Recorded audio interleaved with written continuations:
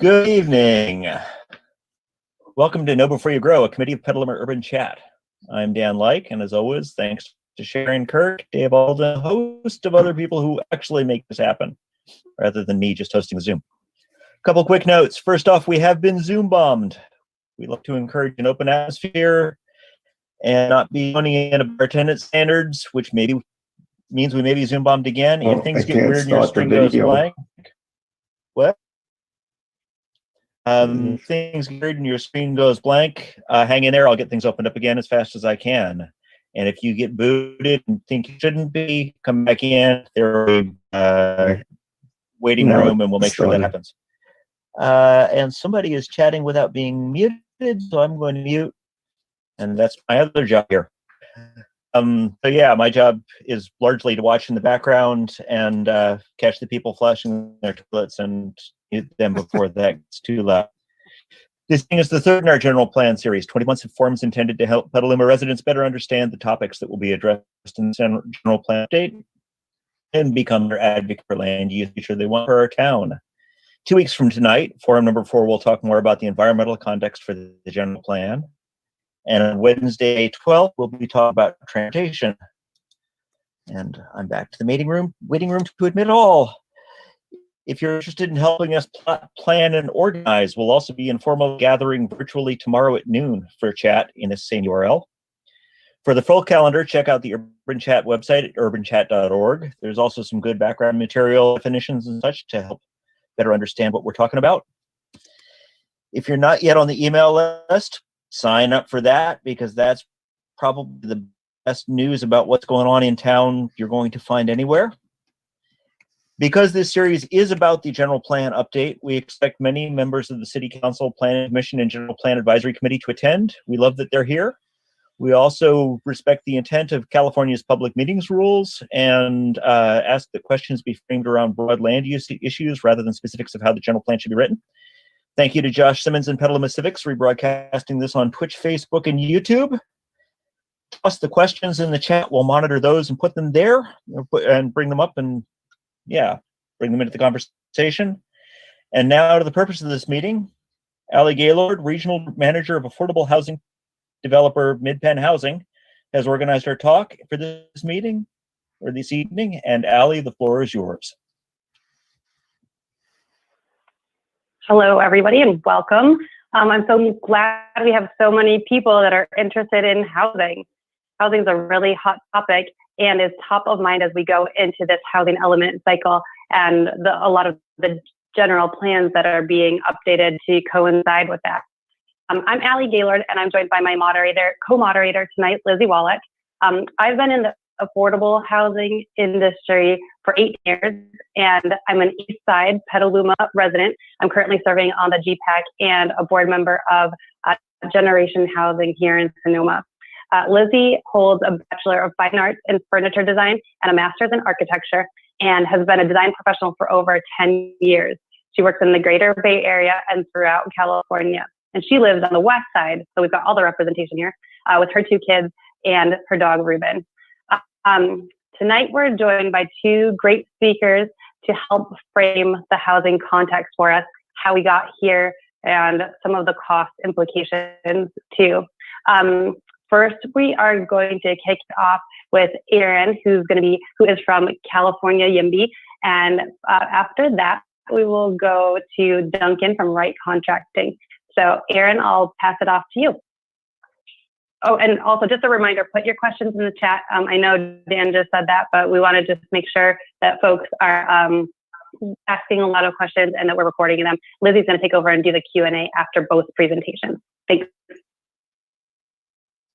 Thank you so much, Allie. Thank you for inviting me. It's really great to be here virtually with all of you to talk about housing issues. My name is Aaron Eckhouse. I'm the Regional Policy Manager with California YIMBY, stands for Yes in My Backyard.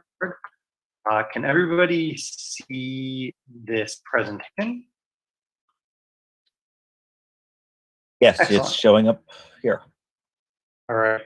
So California YIMBY is a statewide advocacy and organizing group. We believe that California is for everyone, that we have room for more neighbors and we welcome more neighbors, and that our housing crisis is a major barrier to California being a place that is truly for everyone. We can't be a state for everyone if we are not a place where everyone can find a safe and stable and affordable home. So we work with at the grassroots, desktops, academic, policymaker level to advance housing policies that will move us closer toward that goal, to a place where California is affordable for everyone. What is our housing crisis? You know, when I first started working for California YIMBY a couple of years ago, there were still places where it was controversial to suggest that we had a housing crisis. I think and I hope that that is no longer the case. I think it was something we're all familiar with now, but I do think it's worth sort of dwelling on just how bad it is here for a minute. California has an estimate of 3.5 million homes that we are short. That's homes that we needed to build over the past decades to keep pace with our growing economy and our growing population. Number one source of population growth in California is the old-fashioned kind, it's people having children. And we have just consistently, decade after year after year after year, failed to keep pace with our needed housing production. You can see, we think 180,000 homes a year is sort of the bare minimum just to keep track. And we are building less than half of that in recent years. It's a huge shortfall, and it leads to a huge number of problems. It's driving up rents. That leads to displacement of people from communities where they've grown up and where they have sort of social ties. It pushes the cost of homeownership out of reach for millions of Californians. California has one of the lowest rates of homeownership in the entire country. It forces people into overcrowded living conditions, which we've seen over the past year has been a major contributor to the spread of COVID-19.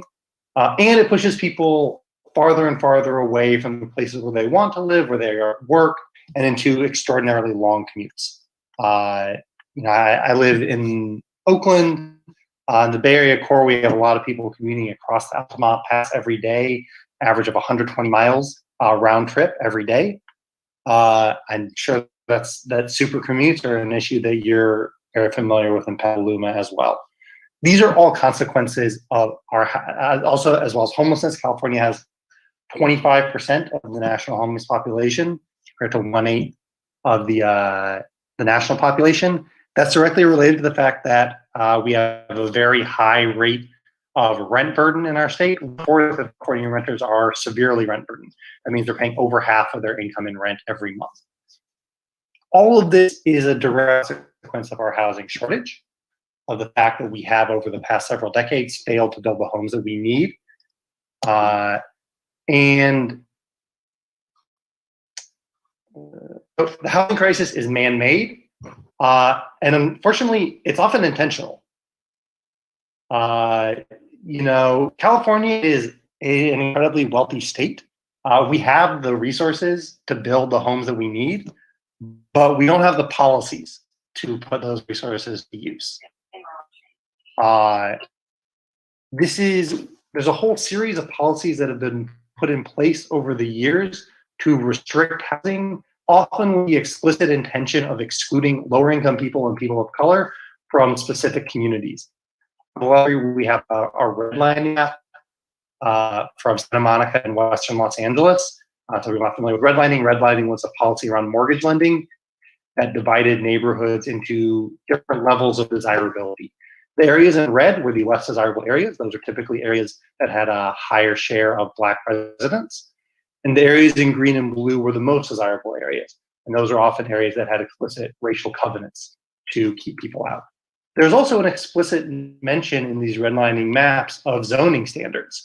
The green and blue areas are typically areas that had restrictive zoning that limited the type of housing that could be built in those communities, whereas the red and yellow areas had more permissive zoning that allowed apartments to be built, sometimes right next to existing single-family homes. That was considered something that made the neighborhood less desirable and could lead to infiltration, is often the word that they used. So as a result of these, over the years, we had sort of a succession of policies with the purpose of restriction and exclusion from redlining and explicit racial covenants that specifically said, no people of Oriental or Jewish or African origin in this neighborhood. When those are struck down, cities turn to other policies, and in particular restrict zoning. Said this neighborhood will be exclusive. This neighborhood will be exclusive for one housing type, and that is detached single-family home on large lots. That turns out to be the most expensive housing type to produce. It requires a lot of land. Land in California is expensive. It limits the amount of housing in that neighborhood, which drives up the cost.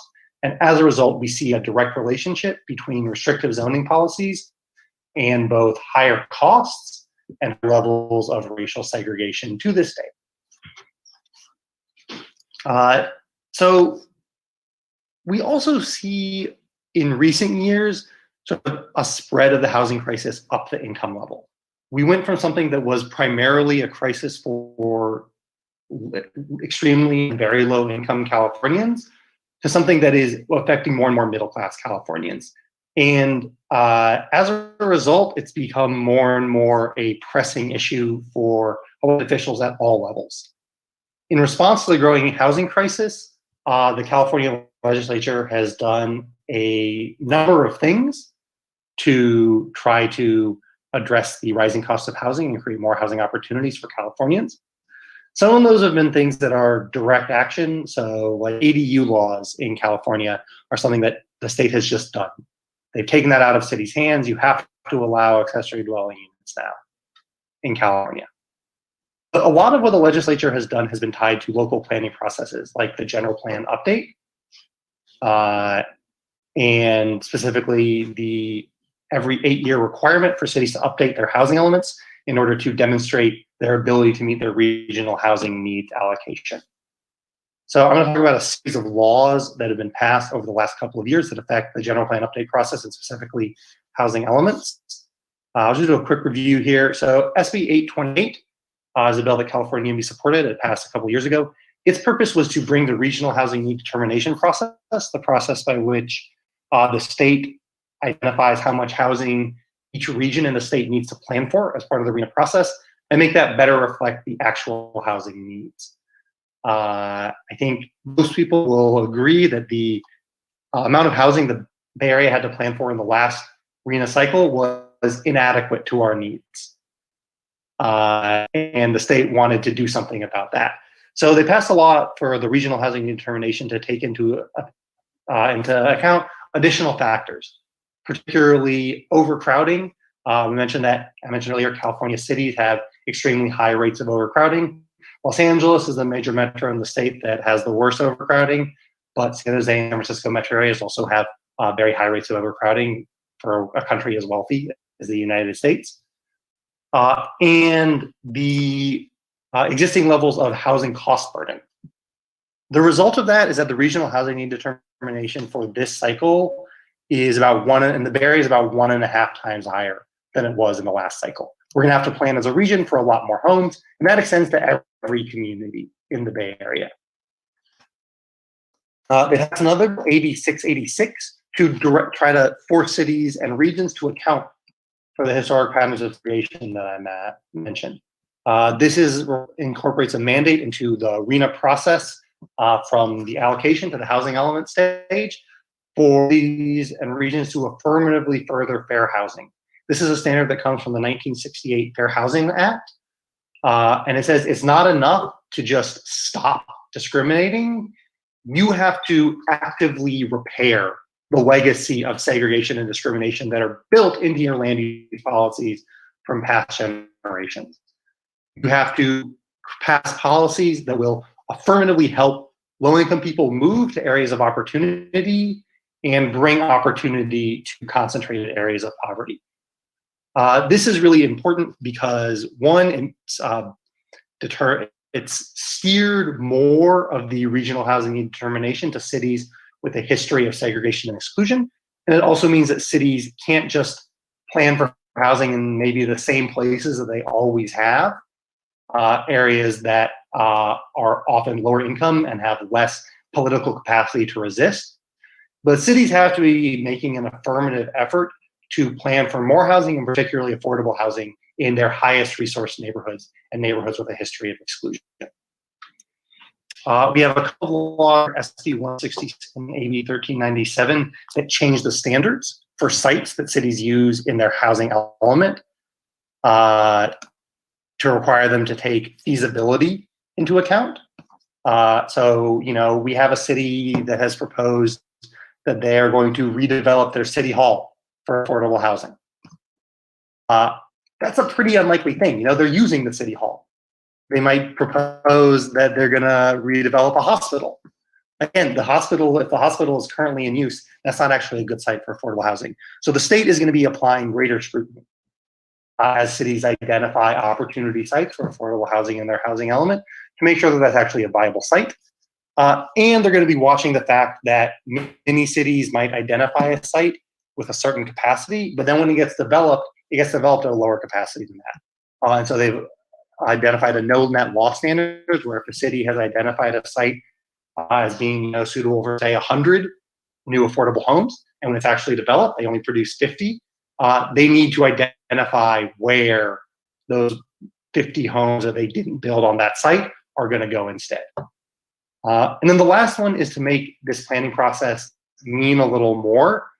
Cities, the state has reduced the ability of cities to arbitrarily deny housing proposals for housing development that are consistent with their housing element and general plan and zoning. This is both the Housing Accountability Act that people may have heard of, where cities can't arbitrarily reject a proposal. And also you may have heard of SB 35, which creates a streamlined ministerial process for approving housing that is consistent with the zoning if it meets certain other standards and depending on other standards in the city. What this means for Petaluma is that the draft allocation for the next housing element is 1,910 new homes. I have a breakdown of those across different income levels. That's a 150% increase from the last RHNA cycle. And it's also twice as much housing as Petaluma has built in the current housing element cycle to date. So Petaluma is doing better than a lot of other cities in terms of meeting their goals, at least in the aggregate. There's a significant shortfall in the very low and low income end of the spectrum. But even so, Petaluma is going to need to identify a way to do more than they've done over the past 5 to 8 years. And there's going to need to be a buffer. So it's not enough to just zone for exactly 1,910 new homes worth of capacity in your housing element. You're going to need a buffer to account for both the no net loss standard, where if a site gets developed below that, you don't want to have your housing element fall out of compliance, and to account for the fact that we know that not every site in the housing element is actually going to be developed. And so you need to identify more sites that will mean that even if not every site is developed, you still meet your goals. Petaluma is going to enter the next housing element with an SB 35 determination of streamlined development for streamlined ministerial approval for developments with at least 50% on-site affordable housing. That's because Petaluma is on track to meet its moderate and above moderate income numbers from this last RHNA cycle, but it's falling behind on very low and low income. I want to be clear, that doesn't mean that Petaluma has, sometimes you hear this presented as, our city has built too much market rate housing. That's not what it means to be on track to meet your RHNA goals or exceeding your RHNA goals. It doesn't mean you built too much housing in that income category.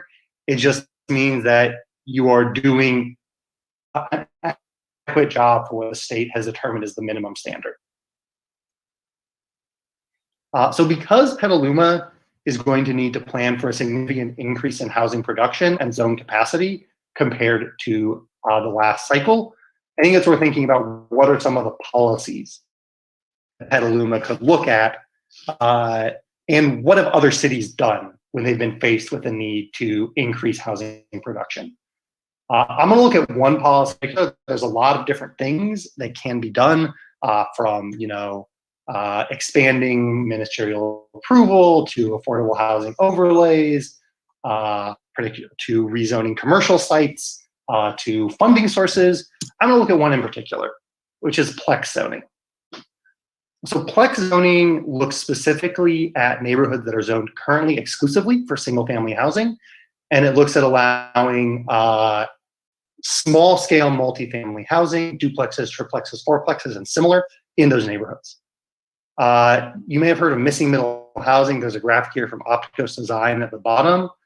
The idea here is that this is a housing type that is similar in scale to existing single family homes, but can house more people.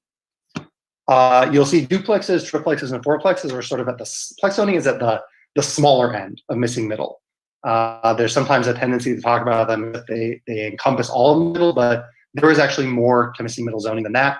Duplexes, triplexes, fourplexes are on the smaller side. We advance these policies, one, because they allow us to create more affordable housing by design, and particularly housing that is affordable to moderate income households. That may be essential public employees like teachers, nurses, firefighters. It allows us to undo land use patterns that are rooted in segregation. So I talk about the need to affirmatively further fair housing. Single family exclusive zoning was often put in place with an explicitly exclusionary intent, and it continues to lock people out. The Othering and Belonging Institute at UC Berkeley, I'll show you a map from them on the next slide, has found a direct association between the prevalence of single family exclusive zoning in a city and the level of segregation in that city. And it creates more housing options for both rental and homeownership opportunities. So right now, the origin of the term missing middle is that sometimes in our cities, we have detached single family homes and we have mid-rise podium apartment buildings. And the mid-rise podium apartment buildings are great, but they don't meet the needs of everyone. And they're also a more expensive housing construction type than this wood frame missing middle housing like plexes. So it's a more flexible design type. The biggest reason, though, is just the fact that the vast majority of land and the vast majority of cities in California is currently zoned exclusively for one house, which means you can't really build more housing there. In Petaluma, that's 73% of the residential land in the city that's zoned for single homes exclusively. That's actually a little less than the average in the Bay Area, which is around 80 to 85%. But it's still really high, right? That's 73% of the land in Petaluma. The local zoning says is off limits to new homes. There's been some modification to that with ADU laws, but ADUs are limited in size and scale, and they don't provide home ownership opportunities, which means also you can only add an ADU if you're willing to be a landlord. So plexes that create more flexibility for both homeowners to maybe sell half their lot, and also for people looking to buy a home. Those of you who are familiar with Petaluma geography, you'll have a better sense than I do whether that zoning pattern, how it maps onto the socioeconomic geography of Petaluma, but something to think about. So this is something that a lot of cities in California are looking at. Sacramento was the farthest along. They have adopted this into their general plan update. They're still working on the specific ordinance, but Berkeley has expressed an intent that they want to do this in their housing element update, as has Oakland. And then South San Francisco, Sunnyvale, San Jose, and Santa Monica are all exploring the idea.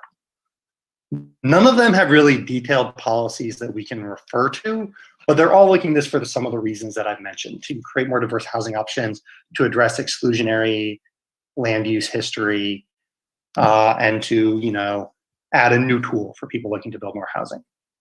The city I'm going to look at the most is Portland, because they have, I think, the most developed and the best plex zoning ordinance. But Minneapolis has also done this citywide, and Austin has sort of one that's specifically for nonprofit developers.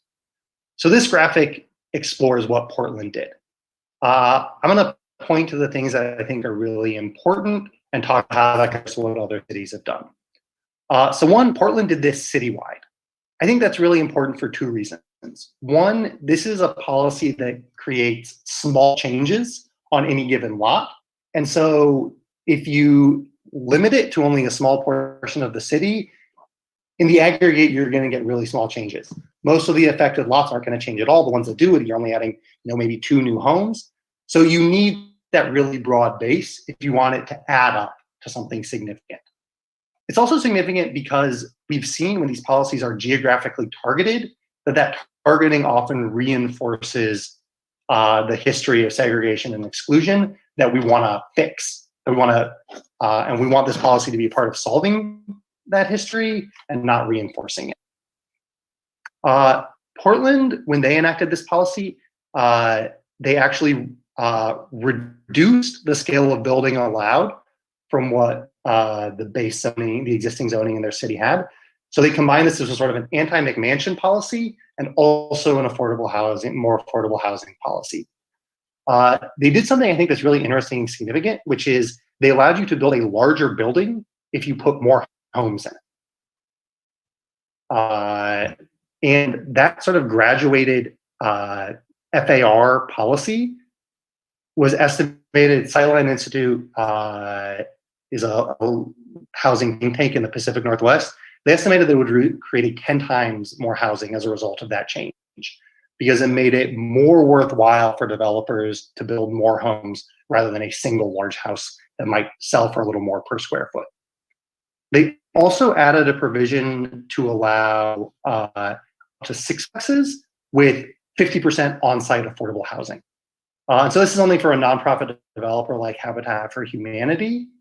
It creates a regulatory subsidy for them.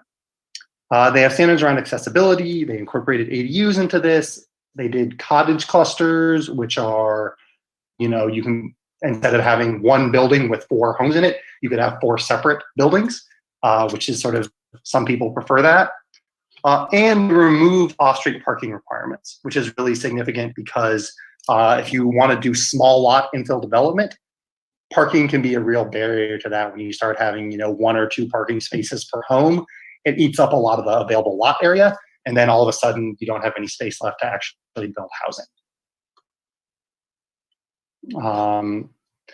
This 6plex with 50% affordable housing is what Austin has done as well.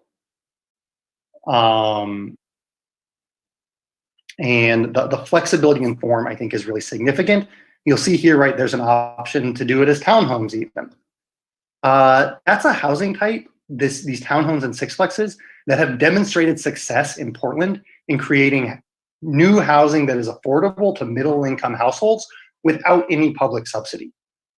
So we've seen examples in Portland where a house was replaced with a plex, and the new homes produced in that were affordable to a median income household in Portland without requiring any public subsidy, which I think is really exciting. Different cities in California are exploring different facets of this. Some of them are looking at that affordability bonus, some of them are not. Some of them are looking at changing the FAR and setback and lot coverage standards. Some are not. I think changing those standards is generally a best practice. The standards that we have currently for single family homes may not fit multifamily housing, and we may want to visit that. I think the parking is also a really important best practice. All of this, I'll note, is achievable with the same construction type that currently builds single family homes and goes into remodels and flips. One of the reasons that estimated their policy would reduce displacement risk is because it would redirect energy that is currently going into flipping existing single family homes and turning them into mansions, and redirect that policy into creating new homes and reducing the pressure on the existing housing stock. Notice there's no city I'm aware of yet in the North Bay that is investigating this policy, but there's always room for someone to take the first step here, and I think this is a really exciting idea that is catching on in California and has a lot of potential to expand our housing choices. I hope that I'm on track and on time. And that's everything for me. Hope this was interesting and informative, and happy to take questions at the appropriate time. Great. Thank you so much, Aaron. That was super informative, and thanks for the graphic illustrations as well. We'll move on to Duncan Young now to give us a kind of construction perspective. I think Aaron talked a little bit about the construction types and the associated costs, so I think this will be a great segue to Duncan's information that he can share. Thanks. Yeah, thanks for the introduction. Can you guys see the screen and hear me? All right. Yes. All right. So as introduced, I'm Duncan Young with Wright Contracting. We're actually doing something down the street from a lot of you guys right now, River City, which is the illustration here on the cover. So I'm going to be talking about kind of the perspective of mainly low income and affordable housing from the context of a builder. My background's a little weird. I actually went to college at CCA and got my architecture degree and became a licensed architect, and then transitioned to being a contractor. So I have a lot of experience on kind of both sides of the table, which kind of makes my perspective unique in this category. So the elephant in the room for everyone is costs, and I deal with this as pre-construction manager for our company every day. I get 100 calls a week about how much things cost, and right now it's a crazy time. It's really hard to say what things cost. Every day it changes. But in a general sense of things, historically there's been a pattern, and that's what I'll talk about. Aside from the sort of day-to-day blips. We do a lot of multifamily housing, PEP housing, worked for Mid-Penn in the past, a lot of others. Right now, we're seeing the cost trends at around $400 to $450 a square foot for multifamily. We've seen things go up. Obviously, building systems has a major impact on cost, but right now, honestly, we're seeing wood framing. Wood costs have skyrocketed. So it's hard to say what's more cost effective these days. Most of the stuff we're building is all wood framed.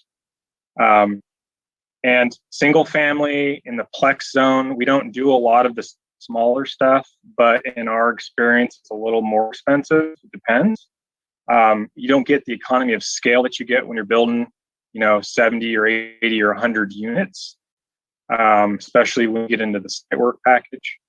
But I think the single family or the Plex package, as Aaron was referring to, is going to be the next sort of step in this affordable housing or mid-affordable housing category that we haven't really seen explode here in the Bay Area, in the North Bay especially. So in terms of the ratio of material to labor, it's all over the map on when, but 50-50, 60-40 is a typical breakdown.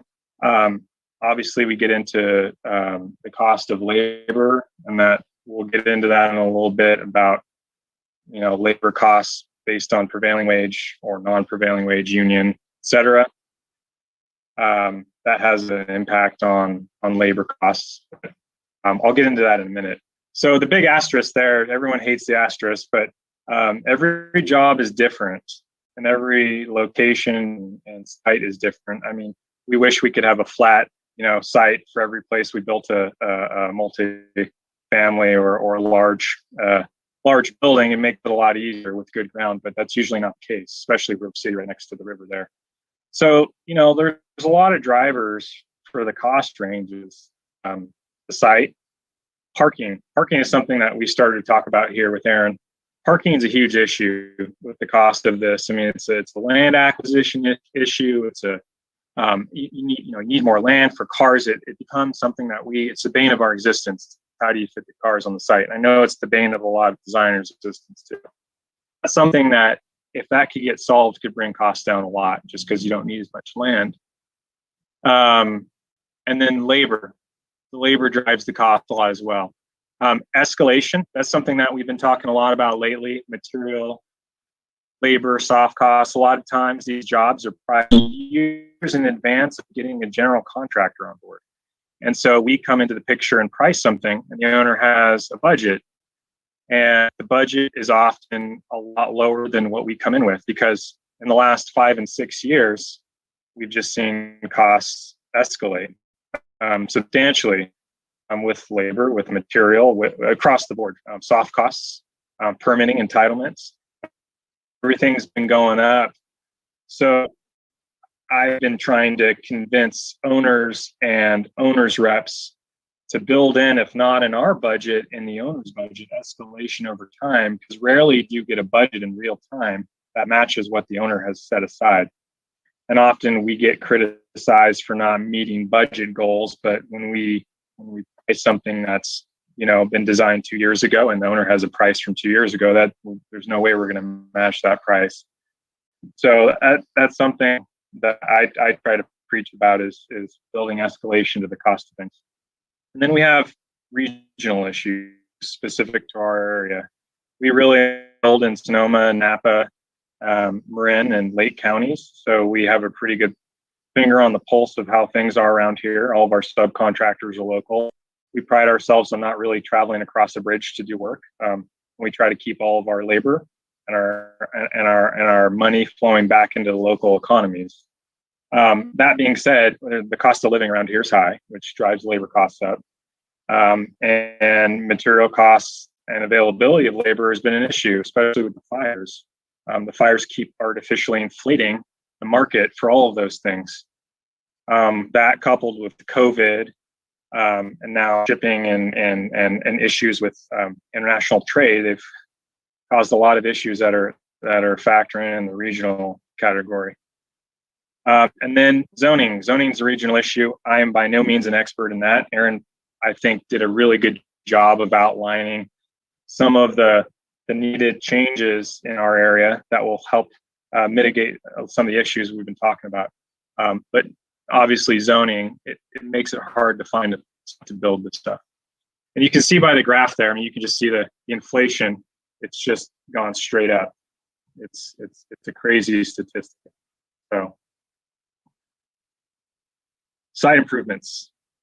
A major component of our costs and our biggest risks on site when we're building these multifamily structures are the site improvements. There's, power. Often there's an aerial to underground aspect. There's existing utilities on site or power poles that need to get undergrounded to vaults. PG&E needs to get involved, and often that stuff doesn't go very quickly. So that's a component of the whole situation. SWIP, which is stormwater protection protocols and such. We want to foster an environment as well, but the SWIP issues and requirements have definitely driven up costs. So as we get more protective of some of these regulations, it causes a domino effect of costs, which we've seen increase sort of year over year. And we're doing a much better job of keeping water on site, but it does come at a cost. Another, aspect to take into consideration is harder for the site. Most of the sites we work on are relatively flat, but we've had a few multifamily housing sites that and those throw the cost models way out of skew when you've got a lot of cut and fill or retaining walls. Those can add significant percentages to the overall cost of the project that folks don't always take into consideration when planning these things out. Geotech. So really what that means is the quality of the subgrade. So often will be required, it's not necessarily in the budget, but once we start digging, the geotechnical engineer will require all kinds of additional measures: over excavation, soil treatment, soil remediation, over compacting, lime treating, cement treating. These are things that make owners crazy, make us crazy, because they're hard. Do we plan for them up front and blow the budget and not hire? Or do we talk about it as a group? Well, often that doesn't work because it's design bid build. So we don't have that conversation early. So it comes up as we're digging, and those are crazy cost drivers and make everyone crazy. Often hard rock has been an issue as well. We've done jobs, we've run into significant hard rock that don't show up on geotech reports. So, geotechnical issues, most of you are probably aware, are huge drivers. Start date, believe it or not, the start date of the project has a huge impact on the cost. We have a lot of owners who try to just say, go in the middle of winter, and we end up with a lot of these geotechnical requirements that are above and beyond what the original scope of work was. So often we'll have to over excavate or lime treat or cement treat the fill material to make it suitable to work through the wet winter. Often this allows the owners to stay on a schedule, but not necessarily on budget.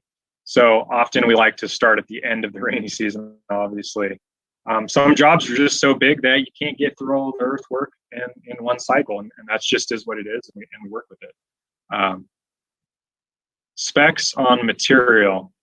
So we've seen an interesting push in the last few years of some very unique materials, a lot of it site related, fusion piping, etc. People like to litigate, so it's pushed the consulting community to using products that are more expensive, perform much better, but we've seen more and more unique products specified that have a huge cost impact recently, which is interesting. So as I note here, we typically see the most risk in this phase of construction, site improvements, site phase, and it's where we see the most change orders, which is a word no one likes. So I'll talk a little about wages, funding, and contract types, dear to my heart. So obviously, the funding source for these projects determines a lot of the wage requirements. Prevailing wage, we're actually a union company, so we deal with prevailing wage jobs. It's not foreign to us. Davis-Bacon, that's a different federal related wage requirement. If there's federal funding involved, that drives the price up, which has an impact on overall cost. We like to think that these requirements of having prevailing wage allow a higher standard of work. I know there's a lot of debate about that, and that's probably a whole separate forum to talk about that. But we do like to be a part of supporting the living wage. So we think it's great when it's a prevailing wage job. Some of the contract types. This is an interesting one because historically we see the design, bid, build model where an owner hires a design team, they design it, done. Then goes out to bid, a competitive bid process where contractors are trying to get as low as they can go because they're rewarded by getting the job if they're the lowest bid. Now, this is something that it's been going on for 70 years. And then the contract is awarded and it's built. Now, those of us who have been in those jobs know that makes for a triangulated relationship where folks, it's not always collaborative. Folks are trying to cover their rear end, and a lot of times it leads to not good relationships between the GC and architect, and the GC and owner, and the architect and owner. So it's this triangle of issues. So in my experience, we've done a lot of different models. Design build, that's definitely an attractive model. We do a lot of design build work, both in school worlds and in other worlds where we take on all the liability as the general contractor. We hire the architect, we hire the consultants, we hire everything. The only thing we don't do is get the geotech report done, basically. And that allows the owner to mitigate some of the risk. And we've seen that become more and more popular in the last few years. It's been popular for a long time, but as it relates to public works, we're starting to see it take off a bit. So that's interesting. We'll see if that model continues to grow, and we like it, and we think it's better than design, bid, build. And then there's another model that we've seen also take off a little more lately, which is a hybrid approach of a pre-construction / partnership approach, which leads to a GMP. So what is a GMP? For those of you that don't know, it's a guaranteed maximum price. Just a type of contract between an owner and a contractor that guarantees that based on this set of drawings, we're going to build the job based on a set of plans for this price. And it allows a little bit of negotiation, it allows a contingency, and it allows an iterative budgeting process that if the GC is on board early, they can be a part of and create budgets at milestones of schematic design, design development, construction documents, and then the final phase. So that along the way, as the project's being designed, the contractor is putting in their 2 cents about the feasibility, the constructability, the cost, so that at the end of it, you're not left with a project that's unfeasible, which we run into all the time. We price something and it's, millions of dollars out of the budget. So we're huge proponents of this. We just actually got hired for a large scale low-income housing job here in Napa that's using that approach, and we're hoping that it's going to be successful. So happy to talk more about that too in the Q&A. So how can we make it easier? Obviously from the perspective of a builder. Well, easing parking, another planning related restriction that adds substantial costs. I think a lot of you already know a lot about this. Developers are hemmed in with what they can do and how much it costs. And I think, through the next few cycles of general plan updates throughout the Bay Area, we'll probably see these restrictions ease to allow developers to pencil this stuff out better. Because at the end of the day, that's really what it comes down to: does this stuff pencil out? Folks that are actually investing in this, they need it to pencil out. We're huge proponents of getting a general contractor on board early. Obviously, we're general contractors, so we like that, but it actually saves money at the end of the day. I'm a believer that a hard bid job is going to cost the same as a GMP at the end of the day. It's just going to be a lot more painful getting there. Be decisive. Getting decisions made in a timely manner as it relates to design is a huge problem we see continuously across all jobs. Getting someone as a decision maker to be able to make these decisions save a lot of money. Hiring quality consultants. We see all the time on public jobs that the consultant with the lowest bid gets the job and it's a complete disaster. And this goes from mechanical, electrical, plumbing, waterproofing. We have so many waterproofing consultant issues, it's not even funny, where we've had to make recommendations to replace people. So we firmly believe that a best value approach is the best. You don't always get the most bang for your buck for the bottom dollar consultant.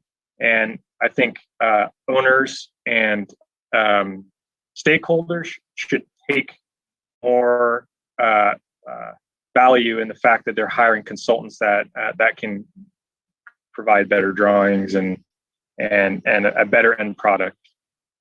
And then the last item I'll touch on is expediting plan review and inspections. So this is something we run into, and in every jurisdiction it's different. But if we could get plan review and plan changes, especially changes once we have a permit, expedited, it would save us in the field a ton of headaches. So many times we come up with ASKs, SSKs, changes throughout the design process, and then we're at a standstill because it goes back through a typical permitting process and it drives everyone crazy. So I feel like there could be a very simple mechanism that allows these types of jobs to operate at a different level, at an expedited level, that will benefit everyone and save everyone money, which at the end of the day is what we're all after here. So that's my presentation. It wasn't as long as Aaron's, and was definitely not as graphically pleasing as Aaron's. So that's what happens when you stop being an architect and become a contractor. You lose your graphic design skills. So that's it. I'm happy to take questions and when it's appropriate time. Awesome. Thank you so much, Duncan. I'm going to jump in actually and just ask the first question, as you and I were speaking about the affordable housing projects that Wright is starting to do in Napa, and this idea of a design build process for multi-unit affordable housing. I think that in my practice on a small scale, building more and more, what I'm doing is engaging contractors early on, because we can design till the cows come home, all day long, but we're not building the project. And so we need that constant feedback and pushback. And I think it's brilliant to start doing that on a larger scale. And I'm curious to know how that process works with the city, and who are the people that brought the team together. And have the architects done this process before, and a little bit just kind of what does that look like? Who's sitting at the table making decisions? Yeah, it's a good question. So in low-income housing, we actually haven't really seen it before. This is the first project. So Monarch Monarch Landing is the project for Napa Valley Community Housing that we were hired for pre-construction on, which is just getting going. And Pound Management, which is a construction management firm that we have a long history of working with, has pushed this idea, which I think is also brilliant, that we do this in other forums all the time. We do a lot of hospitals, we do a lot of schools, we do a lot of wineries, we do a lot of hospitality jobs this way. Why should we treat low-income housing any different? We see it benefit and pay off on in these other contexts. Why not in housing? Mhm. So an individual at Pound Management actually used to live and work in the low-income housing world. So she's taken the knowledge and now she's working for a construction manager and is looking around saying, this doesn't make any sense. Why are we going this design, bid, build, stipulated sum, hard bid process where everyone's always angry at the end? We get a poor product and it ends up costing the same. Mhm. So, I think it's going to take a concerted effort to convince these larger development companies that this works, because I don't think they're all on board of it yet. And I don't think there's a full trust in the contracting of the contractors that it'll work, frankly. Mhm. So I think there needs to be more trust in that. Thank you. I'm going to scroll through the chat in here. There's quite a few statements that I'm just going to read off, and either you or Aaron feel free to jump in. Kenneth Munson has stated, how about not rezoning local industrial areas where local jobs are located and creating from light industrial to housing? Better to focus on higher density nearer downtown and transportation and creating transition buffers between the two. Sharon has stated, parking is still a big impediment to creating housing. I'd turn my home into a 2-flat, but can't meet the parking requirements to do so. And I think that maybe parking would be great for both of you to weigh in on, in the sense that, we need to be moving away from multiple cars in a household. We need to be having electric vehicles and the infrastructure to afford that, as well as designing development to be accessible to places where people need to be without being car dependent. So how to start to move toward, on a policy end, to get away from designing in an old way and constructing in an old way, and to now kind of pave the path for the future of not a car dependent world of construction and housing requirements.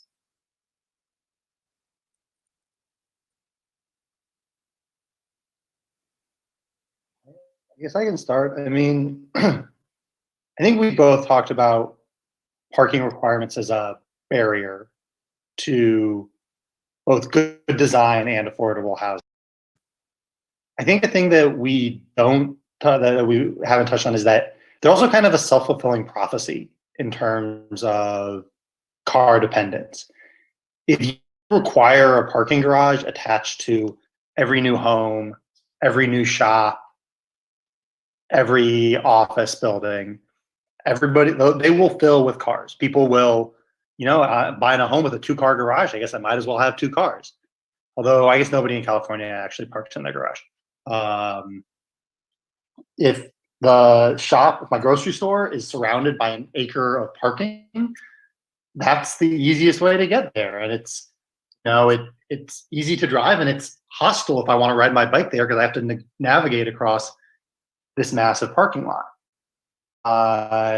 And so we create this feedback loop where we require everything to be built around cars, and then everybody drives, and then everybody's driving. We have to plan everything around cars. And in order to break out of that loop, we have to plan for a future that is less car-centric.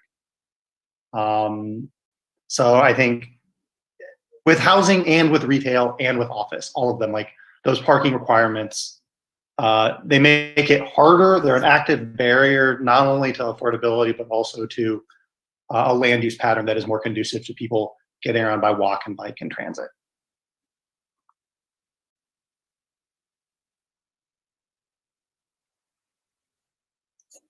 Yeah, I don't know what the answer is, because when you do get rid of the parking requirements, where do people park? And that's the issue we always come across. I think we are headed for a massive shift. I'm not sure if it's in my lifetime, but hopefully so. Where public transportation is something that's viable in our area, more viable than it is today, and that where people don't need as many cars as we think we need. But I can see how city planners struggle with the issue, because I've been in a lot of cities where there is no parking and it's a nightmare. You want to park, so I can see the riddle here, and I think we're in the growing pains of trying to figure it out. I'm hopeful that we will figure it out, because I think there's enough of us who will figure it out. Thank you. Another question from Carol.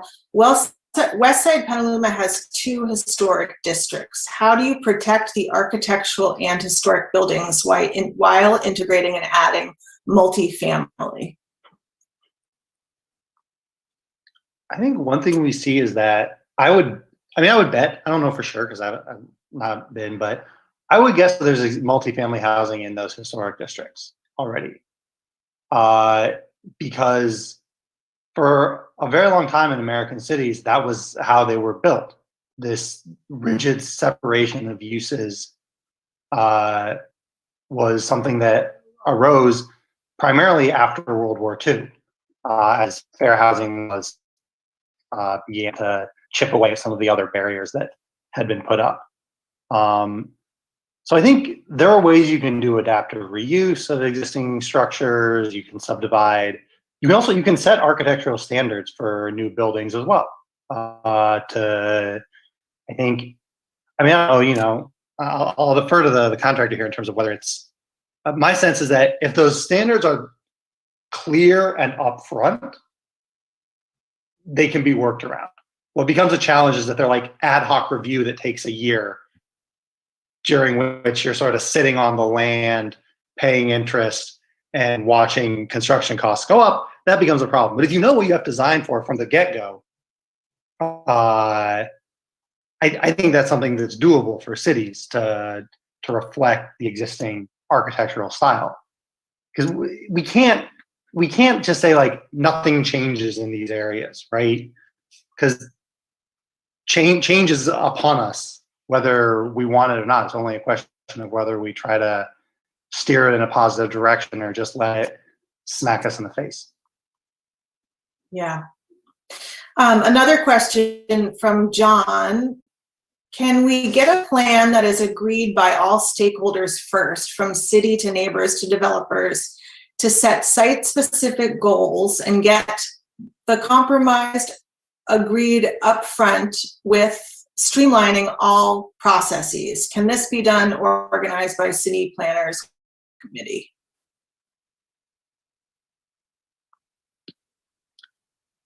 I think it's something you could do in the housing element process, right? Like the idea of the housing element process is you're identifying sites that are suitable for housing development and affordable housing development, and you are identifying the capacity of those sites.